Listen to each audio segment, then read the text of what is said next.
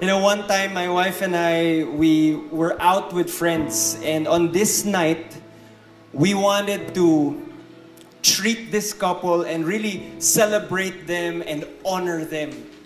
So we were thinking of bringing them to a restaurant that was a bit more special than usual. So we went there, we met there together, and nung nakita ko yung menu, parang napaisip ako,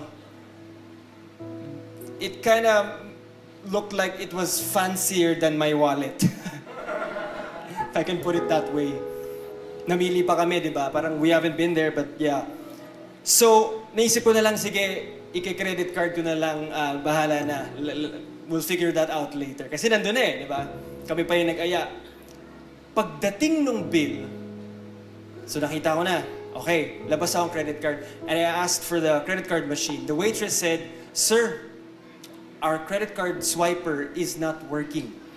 We will only accept cash tonight."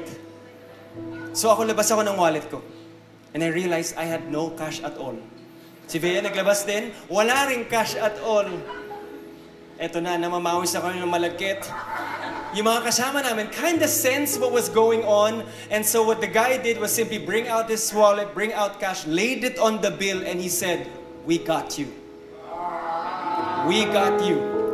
At hiyang-hiya kaming mag-asawa kasi kami nag-aya. Pagdating pa namin sa restaurant, sabi namin, "Order whatever you want. It's our treat."